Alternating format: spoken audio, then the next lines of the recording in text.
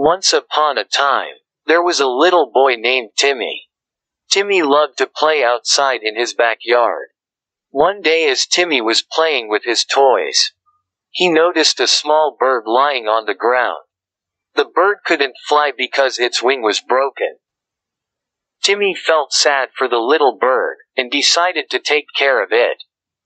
He gently picked up the bird and put it in a small box, with some water and seeds. Timmy took care of the birds every day, making sure it had enough food and water. He even talked to it, hoping it would get better soon.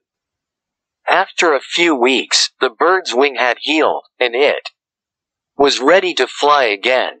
Timmy was sad to say goodbye to his new friend but knew it was time to set it free. Timmy opened the box and watched as the bird flew away.